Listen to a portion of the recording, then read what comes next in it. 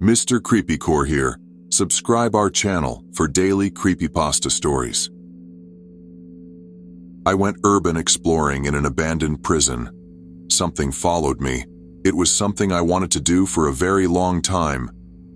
I finally got the opportunity, and I jumped at it. If I had only known. The place I went to is open to the public, and you can pay for a guided or self-guided tour of the entire grounds. And believe me, the place is huge. I made my reservation, packed my supplies, and headed off. When I got there, I was greeted by a very nice tour guide. I told him I was a horror author and a former corrections officer, so my interest was in the old part of the prison, but also the new. He was very helpful in pointing out where I would want to go for each of my interests. I marked spots on my map for what kind of pictures I would be able to take, then planned out my route. He made me sign in on a clipboard with an empty space for signing out. "Do you ever lose anybody?" I said jokingly. He laughed, but it seemed more nervous than genuine. "Oh, you might be surprised," he said. I thanked him and turned to leave, but he gave me one more warning. "The building's marked in black," he said, looking somewhat ashen. "Don't go in those. Don't even go near them." "Why?" He hesitated. "You don't want to know," he said with a hitch. "Let's just say it's dangerous." I walked away from that rather cryptic answer and started my tour. The first building was amazing. It looked more like a French chalet than a prison building. It was made of stone and looked like it was nearly new. I could easily picture this building standing for another 100 years or more. I pulled out my camera and cell phone and started taking pictures. I used the phone for basic pictures, but the camera was set up for making pictures look creepy. The bright cloudless sky made it look brilliant and welcoming. I had to change settings to make it look like some haunted castle. As I stepped in out of the blazing sun, the interior reminded me of a dance hall. Past the foyer was a large open room with a floor made of bricks and stone archways against one wall that curiously didn't seem to lead anywhere. Either someone built them as an ostentatious decoration, or whatever they used to lead to was now blocked off. I turned and looked down the first of many creepy hallways. This was the route I wanted to take. I turned away from the large room and started down the hallway, taking pictures as I went. The bright sun shone in through the windows, making the interior bright and the years of neglect easy to see. The hallway was lined with newer metal doors that had glass windows in them. It seemed like the glass on every single door I passed was smashed. Either vandals had been inside at some point, or there was some other reason. I reached a room that was solid metal with bars on the door. This was my first indication that this building had been a prison. I looked inside, but all I found was peeling paint. There was no bunk or anything else to suggest that this would be long-term housing. At the end of the hall, I was presented with a choice. There was a stairwell with stairs going up and also going down. I decided to go up and try for more of a bird's-eye view.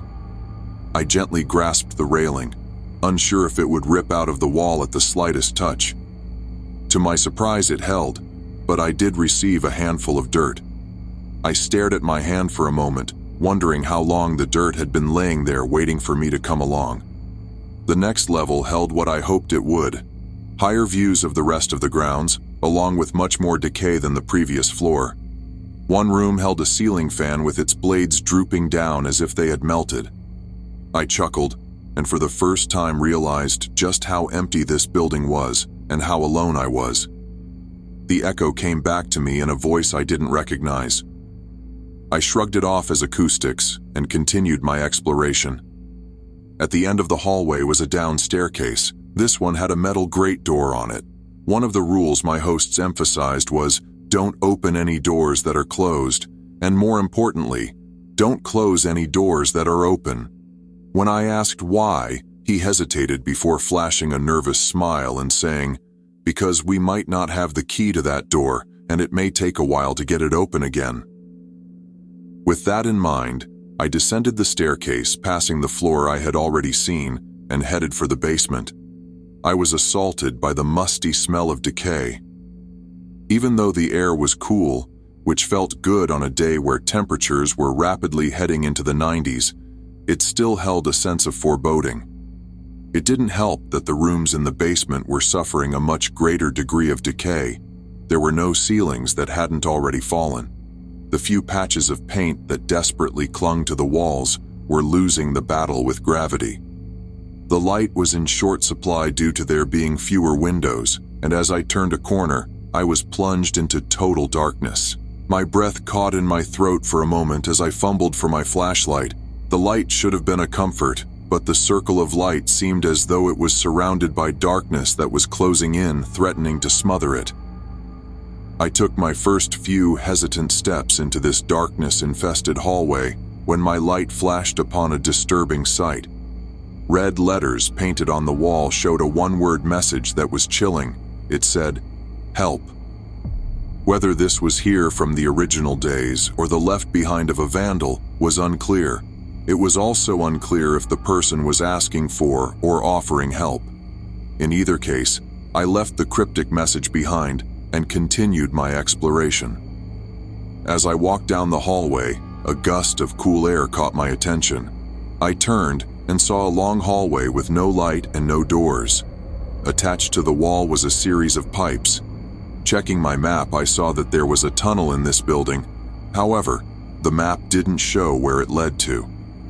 Having decided that I had seen all of this building I wanted to, I started down the dark tunnel. It had a damp smell, and the ceiling was peeling. Unfortunately, the ceiling was also lower than the rest of the building. As I went, it seemed like it was getting smaller. I had to walk slightly hunched over to avoid rubbing my head against the nasty ceiling. I hoped that it wouldn't shrink into nothingness. During my entire trip to this point, I had only seen 3 other people. 2 were on a different trail as I came to this building, and 1 was leaving as I was going in. The silence in the tunnel was oppressive. Every move I made echoed back to me. Add to that the shrinking ceiling, and my mind was starting to play tricks on me. The echoes made it sound like footfalls behind me. Several times I would stop and whip around, shining my flashlight where I had come from. But there was never anything there. Despite my hesitation, my curiosity spurred me onward. I'm sure if I had timed how long I was in the tunnel, it would have been only 15 minutes of walking. But alone, in the dark, with only a small beam of light to guide me, it seemed much longer. I came across side rooms and alternate tunnels, but decided to keep going in the direction I was headed. Eventually, I was rewarded with a thin sliver of light ahead of me. My mind sighed heavily at the thought of literally the light at the end of the tunnel. Just then, I heard a sound behind me. This time, it was unmistakable. I knew it wasn't the echo of my footsteps because I was standing still. It sounded like someone had dropped a rock. I shone my light back into the tunnel and couldn't see anything, including the rock. The hairs on the back of my neck stood on end as I turned and started toward the light with a little more zip in my step. It didn't take long for the end of the tunnel to appear. I ended up in a laundry room of all places. The industrial washers and dryers all had the glass broken out of them. The room was brightly lit, and on the far side was an awesome sight. Outside. I stepped into the hot, bright air and breathed a sigh of relief. It was short-lived as I began to sweat and stopped to take a long drink from one of my water bottles. As I drank, I surveyed the area, and nothing about it seemed familiar. I put my water bottle away and took out the map. I studied the shapes of the buildings around me and found I had walked nearly the entire length of the property. I had started out at the southernmost border and was now almost to the northernmost. I shook my head in astonishment and then decided which of the buildings to enter next. The mess hall was to my left, and I wanted pictures for my current ghostwriting assignment, so left I went. Expectations clashed with reality when I entered the building, and instead of seeing rows of tables, there was only empty space. I made my way to the kitchen and was astounded that the smell of grease still hung in the air like the ghost of myriad meals past. I traveled down a hallway, hearing voices but feeling confident they were from other explorers. Finally, I wound up in the RHU section. I was most excited to get some pictures of the cells and especially the recreation area for the book I was writing. The RHU rec was like nothing I'd dealt with before. It was a chain link fence on the bottom and plexiglass on the top so they couldn't climb up to the ceiling. Not that it would have done any good anyway. The top was covered with razor wire. The entire enclosure only measured 5 feet by 15 feet at most. I tried to imagine having this as my only outside time when suddenly I heard a door slam shut inside. I paused and waited for the other explorers to appear, but no one did. I tentatively left the RHU rec and went into RHU itself. All the doors to the cells were open except for one. I racked my brain to remember if that door had been closed when I walked through, but I couldn't remember. I began to recall the stories I had read on the prison's website about how they had housed 2 famous serial killers, each of whom had died in the prison. I tried to remember if either had passed away in RHU, but decided I didn't really want to know. I took a few pictures of the RHU cells and moved on, perhaps a bit more quickly than I intended. The next building I entered looked like it was just hallways full of rooms for lower security inmates. There were no bars on the doors or windows. As I walked down the hallway, I noticed a gray box with a red light on it sitting in the middle of the floor. I stepped toward it, but as I got close, I saw there was a man and woman in a room with a lot of equipment: video monitors, cameras, microphones, you name it. Thinking I had just interrupted a TV show in progress, I apologized and departed that building quickly. Across from that building was the chapel. I went in and took some pictures, then headed to the basement, only to find yet another tunnel. Having no desire to get lost again, I came back out and returned to the main building to chat with the guides. They laughed with me about getting lost, but were curious about the man and woman with the equipment. They told me there were no camera crews scheduled for that day. In fact, they told me they didn't remember a man and woman carrying in a bunch of equipment. I eyed them dubiously, wondering if this was a joke, a misunderstanding, or something else. They did tell me that the building I had seen them in was the one that most paranormal researchers gravitated towards. Not wanting to delve any further down that particular rabbit hole, I asked about the remaining buildings I hadn't been in yet. They pointed out where I would want to go for modern pictures and for the building that had medical equipment in it. They also pointed out the morgue. All of these buildings were on the same path, so I thanked them and started out fresh. The first building I went to was one of the newer cell blocks, Cell Block D. It had been built around 30 years ago and was the prototype for the new prisons being built in the state at the time. When I walked in, I immediately felt more at ease with the newer design. It reminded me of the prison I used to work in, only on a larger scale. The block itself was shaped like a giant triangle, with the day room being in the middle of all the rows of cells. I took lots of pictures of the general area and even the cells themselves. The tables had been removed from the day areas, and strangely enough, the toilets and sinks were gone from each cell. I found that odd, because who takes all the toilets out of an abandoned prison? As I was taking pictures, 2 other explorers came into the block. I greeted them, and we talked for a while comparing notes. One of them was still working in state prison. It was nice to talk shop with someone who knew their stuff. After they left, I went over to the other side of the block. It was a mirror image of the side I had just been in. Walking into this block felt eerily like traveling to an opposite dimension. Even the air felt different. It was heavier, like there was something weighing it down. I approached this side with much less excitement. There were twin skylights built into the ceiling of each side, yet this one seemed somehow darker.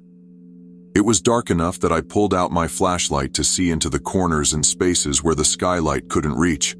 I pushed the creepy feeling that had been growing to the back of my mind and kept on with my mission. I was here to take pictures, damn it. I found a cell that was a little less dirty than the others and took some pictures. I wanted to get some from a different perspective, so I went inside a cell and took pictures facing out into the block. I turned and looked out the window, noticing how much darker the sky looked since I had entered the building. As I did, I heard the slightest of creaks. I turned to find something impossible. The door of the cell I was standing in was slowly going shut. My mind was in shock. I must have been dreaming.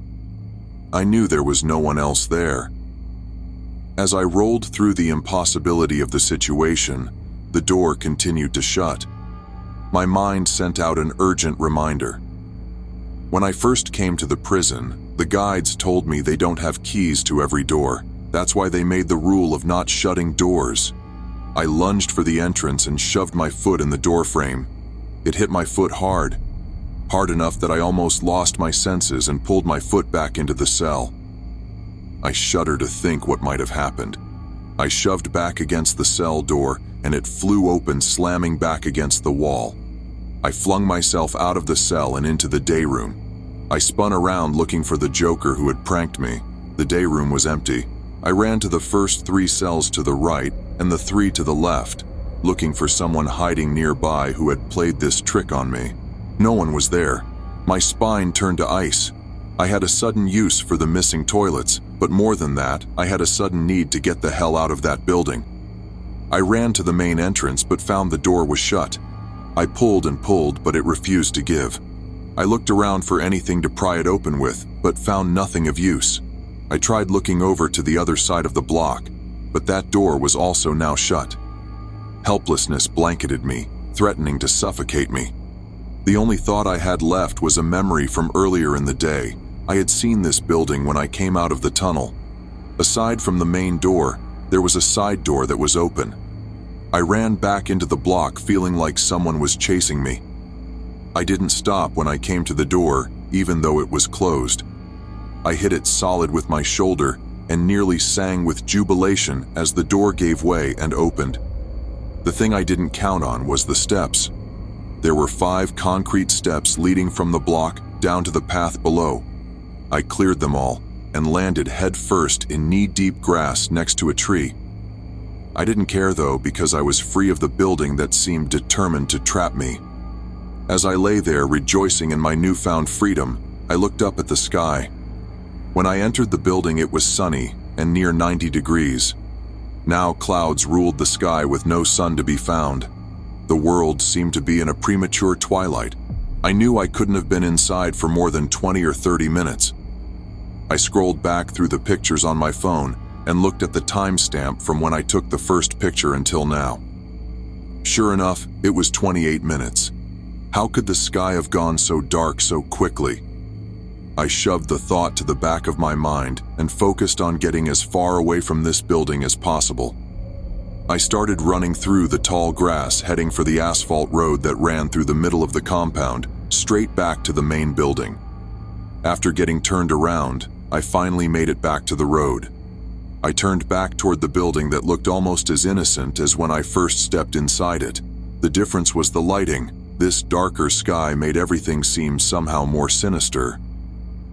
Of course, that may have just been the fact that I was nearly trapped in the building that made it seem that way.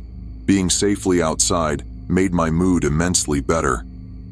I wrestled with myself whether to go to the next building or just call it a day. I had plenty of the pictures I had come for. Giving up wouldn't have meant failure. As I held my mental tug of war, I noticed a man looking out of a window in one of the nearby buildings. I hadn't seen him before, but as big as the place was, that didn't surprise me. I smiled and waved at him. He didn't smile back. He didn't wave back. He just kept staring. That made my mind up for me. I headed for the last building on my list, just to walk in the opposite direction of my new friend. This last building was the one I was most anticipating. It was the building that held the old morgue. The creepy factor was dialed up to 11 for this building. I went in and looked around on the first floor. There were several examining room tables and some patient chairs that looked awesome. Getting pictures of them made my trip complete. The bonus was going to be getting shots of the morgue. I went downstairs and followed the hallway to the end where the morgue was supposed to be.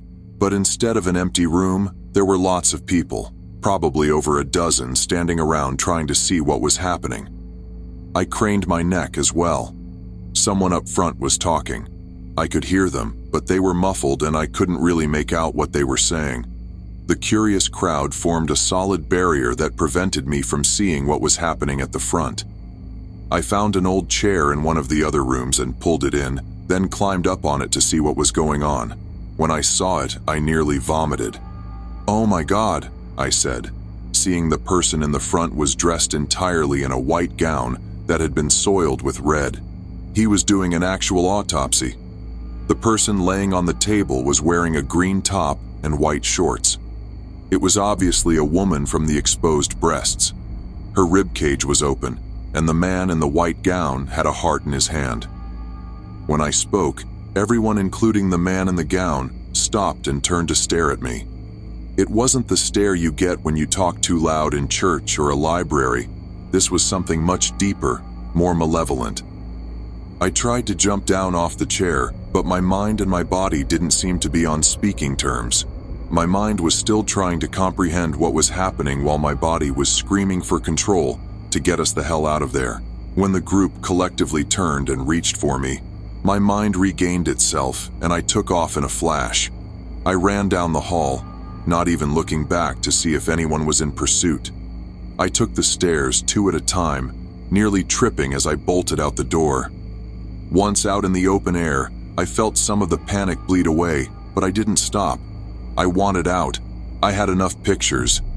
And even if I didn't, I knew it was time to go. I ran down the trail only to skid to a stop. The man who had stared at me through the window was now blocking my path. He wasn't doing anything more than standing there staring at me, but I didn't want anything to do with him. I shot over to another path, running full speed, trying desperately to keep my backpack from falling off. I made the turn to cut between 2 buildings when I saw the man standing there again blocking my path. It wasn't possible for him to get here before me, let alone just standing there as if he was waiting for me, not even breathing hard. Panic fueled my steps as I raced toward another path. This was the only other way to reach the main building and escape. Once again, the man stood in the middle of the path blocking it. I paused for a moment to catch my breath. The man made no move toward me. He merely stood there. I turned and saw the people from the morgue pursuing me. This was it. I had no choice. I ran straight at the man. He didn't move. I lowered my shoulder to ram into him, but when I reached the point of contact, there was nothing there. I felt cold for an instant, and then I was on the other side of him. I nearly stumbled, but regained myself and kept running. I could see the main building, and nothing else mattered. Out of the corner of my eye, I saw some of the morgue people running down other paths, trying to get ahead of me. I kept running as fast as self-preservation would carry me. At the end of my life and death race, I burst through the door and ran into the building. I didn't know what I was going to say to the guides, if I would chew them out for their deadly game, or if I would tell them to run. In the end, the choice was made for me. The reception room was empty. Not only was it empty, but it was also deserted, just like the rest of the prison. I picked up one of the maps they had given me just this morning, and it crumbled in my hand as though it was ancient. I didn't take more than a fleeting moment to ponder this before I heard the back door. I ran out the front toward the parking lot. It was empty. Only my car remained. This morning, not 5 hours ago, the lot had been full with over a dozen cars. Now not a single one remained. This was yet another question that would wait until later. I jumped in my car and drove out of there at breakneck speed. It wasn't until miles down the road that I slowed to the speed limit on my way home. Things haven't been the same ever since I visited the prison. Everything's different. My house looks like my house, but it doesn't feel the same. It's like that feeling of being watched, that constant being on edge that I just can't shake.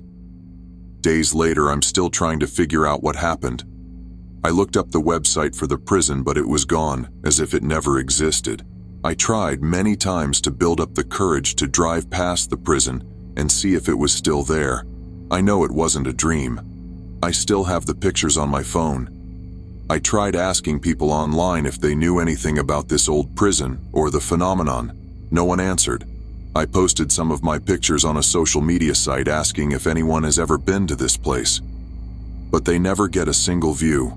I don't know if anyone will even read this, but I must post it to warn others away, or at least tell them to be very careful where they go if they visit that prison if it still exists. Only this morning did I finally get a response from someone. They refused to identify themselves, but left me a message. It read, "Go back the way you came." It took me a while to comprehend what my mysterious helper was saying. It took me even longer to face my fear and realize the truth. I had no desire to return to the prison, but I knew I didn't belong here. I gathered my supplies and my courage, and then headed back to the prison. When I arrived, it was just as empty as when I left. I pulled out my map and mentally marked the best and quickest route to get back to cell block D. I slipped inside the main building as quietly as possible before sneaking out the back door and into the prison compound. I looked for anyone creeping around before starting on my direct route back to D block. I stuck to the shadows as much as possible. The diminished daylight helped me this time around. I was nearly halfway there before the man appeared in front of me. I tried the same bum's rush that had worked the last time, but he was ready for it. As I passed through him, he grabbed my backpack and stopped me in my tracks. Before I knew it, I was being dragged backward away from D block. He dragged me into RHU and threw me in a cell. For a long time, he sat and watched me. I sat on the bunk, curled up in the corner, trying not to go to sleep when I heard something. It was the banging in another cell. I jumped up and ran to my cell door. "Hello?" I yelled. "Hello?" they answered. "Are you stuck here too?" I said. "That depends," they said. "On what? Are you human or one of those things?" I chuckled. "I'm human. I guess I got pulled over to the other side when I was in D block. Wait a minute, were you the guy I was talking to? The prison guard?" "Yeah." "Did you get pulled through right before me?" "Seems like." "What about your friend?" "We got separated. I haven't seen her." "Remind me of what she was wearing," I said, having a terrible thought. "She had on a pastel green top and white shorts. Why?" I hung my head. "I'm sorry, but I know exactly where she is." "Where?" she said slowly. "In the morgue. They were performing an autopsy on her." Silence hung heavy in the air, punctuated by an occasional sniffle. "Are you sure?" "That's what the woman was wearing when the man—" "Okay," she said. "I don't want to hear anymore." For a long time, I didn't say anything. "I didn't get your name before," she said eventually. "It's Mike. What's yours?" "Celia," she said. "Nice to meet you, Mike." "Same. I just wish it wasn't here." "At least it took them a while to find you," she said. "I left. I was gone. Off the property." "Then why in hell would you come back?" I explained about the site being gone and the cryptic response I got. "I think we're not in our own world, and I think the only way back is through D block." "Wow," she said after a few moments. "That's a lot to think about." "I have a plan," I said. "Have they been feeding you?" "Yes. They come around 3 times a day, just like in a prison." "I wonder if that's what they are, guards that have somehow become attached to this place. Like us." "Yeah, but not for long." "They should be around soon," she said. "Let's hope your plan works. Just be ready to go at a moment's notice." A little over an hour later, my pie hatch opened and a sandwich was shoved through. The man looked at me and then went on his way. 5 minutes later, I dug into my bag and pulled out a thin metal wedge with one end covered in duct tape. I pressed it against the cell door lock, pulled out a hammer, and hit the wedge into the lock. It popped open. I went to Celia's cell as quietly as possible and handed her the wedge and hammer. Soon, she was free as well. She handed me back my tools as we made our way out of RHU and started towards D Block, blending into the shadows as we went. As we approached the front door, something didn't feel right. I opened the door with no problem. "I don't think this is the right way," I said, holding the door. "What other way is there?" "Go back the way you came," I said. That's what the message said. "So this is the way we came." "But it's not," I said. "I came out through the side door. I think we have to go that way." I started toward the side door, but she blocked my path. "That's not the right way," she said.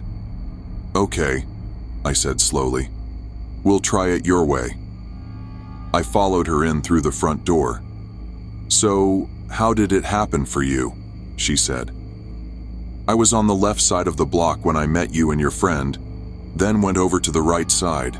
As soon as I did, I could feel a difference." "Then the portal should be right here in the main reception area," she said, looking around. I watched as she held her arms out in front of her, waving them around like she was hoping to catch them on some invisible string that would magically open a portal. "It doesn't seem to be working," she said. "I have one more theory to test," I said. "Come with me." We went back to the left side of the block. "I was in this cell when something strange happened," I said, stepping in the cell. She followed me in as I felt along the walls toward the door. I jumped back out of the cell and slammed the door, leaving her inside. "What are you doing?" she said. "It's a surprise," I said. "Just hold on here, I'll be right back." I went back through the front door and around to the side door I had escaped from. One tug on the door and it opened easily. I stepped inside and was greeted by the same oppressive feeling as before. The air seemed heavy with anticipation. I wasted no time running across the block, heading for the door. Just before I got there, Celia stepped in front of it. I slid to a stop on the dirty concrete. "How did you get here?" I said. Her eyes flashed betrayal. "No thanks to you, that's for sure." I stepped past her and pulled on the door. It was locked. "How did you get here?" I said. "It must have locked after I came through," she said. "Help me open it," I said, pulling on the door. Before I knew it, I was being dragged backward away from D Block. He dragged me into RHU and threw me in a cell. For a long time he sat and watched me. I sat on the bunk, curled up in the corner, trying not to go to sleep when I heard something. It was the banging in another cell. I jumped up and ran to my cell door. "Hello?" I yelled. "Hello?" they answered. "Are you stuck here too?" I said. "That depends," they said. "On what? Are you human or one of those things?" I chuckled. "I'm human. I guess I got pulled over to the other side when I was in D Block. Wait a minute, were you the guy I was talking to? The prison guard?" "Yeah." "Did you get pulled through right before me?" "Seems like." "What about your friend?" "We got separated. I haven't seen her." "Remind me of what she was wearing," I said, having a terrible thought. "She had on a pastel green top and white shorts. Why?" I hung my head. "I'm sorry, but I know exactly where she is." "Where?" she said slowly. "In the morgue. They were performing an autopsy on her." Silence hung heavy in the air, punctuated by an occasional sniffle. "Are you sure?" "That's what the woman was wearing when the man—" "Okay," she said. "I don't want to hear any more." For a long time I didn't say anything. "I didn't get your name before," she said eventually. "It's Mike. What's yours?" "Celia," she said. "Nice to meet you, Mike." "Same. I just wish it wasn't here." "At least it took them a while to find you," she said. "I left. I was gone. Off the property." "Then why in hell would you come back?" I explained about the site being gone and the cryptic response I got. "I think we're not in our own world, and I think the only way back is through D Block." "Wow," she said after a few moments. "That's a lot to think about." "I have a plan," I said. "Have they been feeding you?" "Yes. They come around 3 times a day, just like in a prison." "I wonder if that's what they are, guards that have somehow become attached to this place. Like us." "Yeah, but not for long." "They should be around soon," she said. "Let's hope your plan works. Just be ready to go at a moment's notice." A little over an hour later, my pie hatch opened and a sandwich was shoved through. The man looked at me and then went on his way. 5 minutes later, I dug into my bag and pulled out a thin metal wedge with one end covered in duct tape. I pressed it against the cell door lock, pulled out a hammer, and hit the wedge into the lock. It popped open. I went to Celia's cell as quietly as possible and handed her the wedge and hammer. Soon, she was free as well. She handed me back my tools as we made our way out of RHU and started towards D Block, blending into the shadows as we went. As we approached the front door, something didn't feel right. I opened the door with no problem. "I don't think this is the right way," I said, holding the door. "What other way is there?" "Go back the way you came," I said. That's what the message said. "So this is the way we came." "But it's not," I said. "I came out through the side door. I think we have to go that way." I started toward the side door, but she blocked my path. "That's not the right way," she said. "Okay," I said slowly. "We'll try it your way." I followed her in through the front door. "So, how did it happen for you?" she said. "I was on the left side of the block when I met you and your friend, then went over to the right side. As soon as I did, I could feel a difference." "Then the portal should be right here in the main reception area," she said, looking around. I watched as she held her arms out in front of her, waving them around like she was hoping to catch them on some invisible string that would magically open a portal. "It doesn't seem to be working," she said. "I have one more theory to test," I said. "Come with me." We went back to the left side of the block. "I was in this cell when something strange happened," I said, stepping in the cell. She followed me in as I felt along the walls toward the door.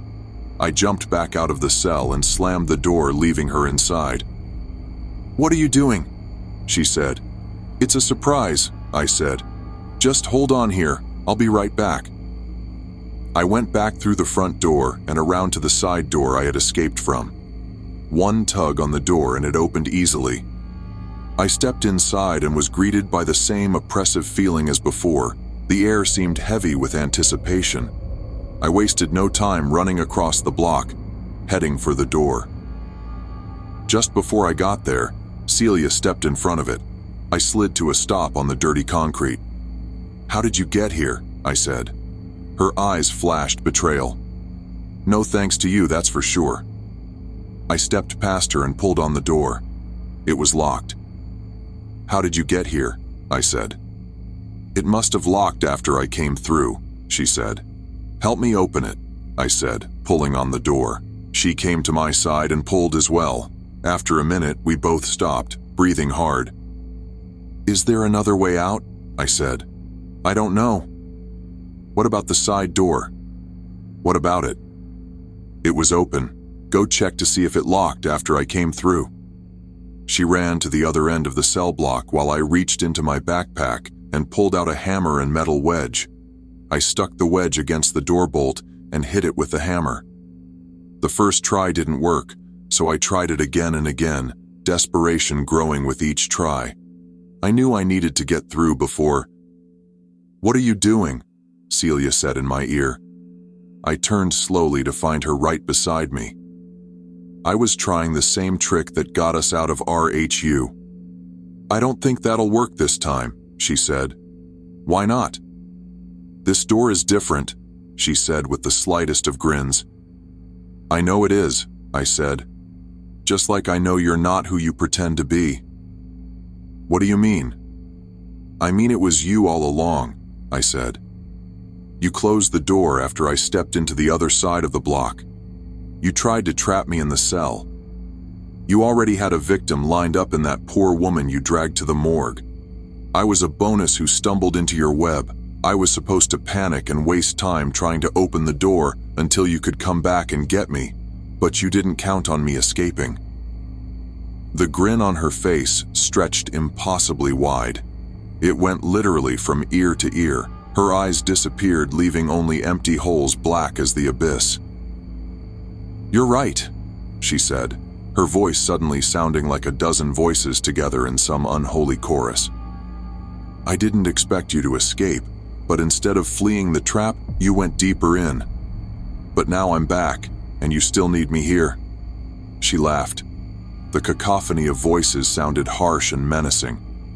"You're not going anywhere except the morgue," she said, taking the hammer from my hand. "But there's one thing you didn't count on." "What's that?" "I already have the door open." I pulled, and the door came open with a rush of wind. She swung the hammer at my head, and I ducked it as I dove through the door and pulled it closed. She slammed against the door, screaming so loud I had to hold my ears. Even so, the screams sounded muffled as if they were far away. I stood on the other side, watching the impotent rage flood her eyes. She reached through the door and grabbed my wrist, trying to pull me back through. I panicked and resisted against her steel grip. My hand drifted closer to the door as I was unable to fight against her supernatural strength. When my hand touched the door, it stopped.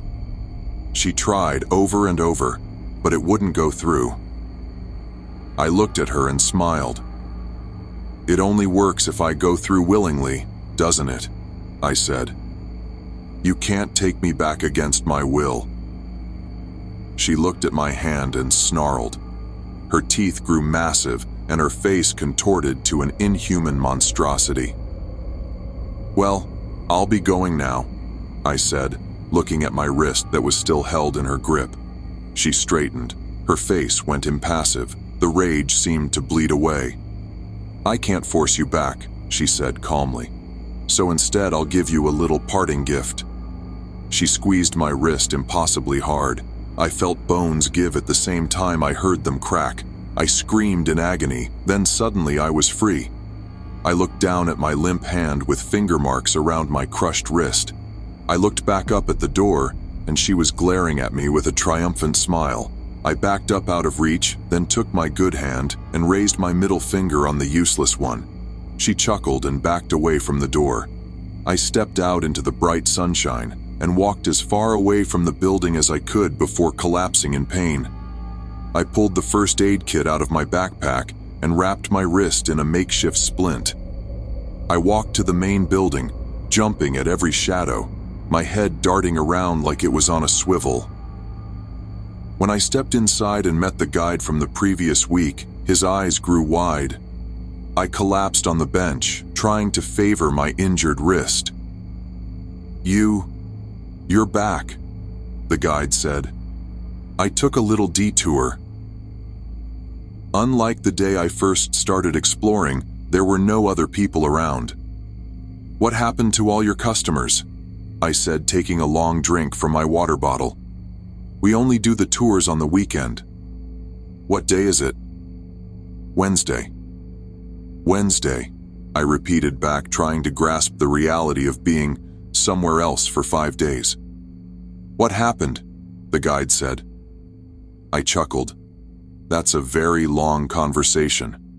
"No, I meant what happened," he said, pointing to my wrist.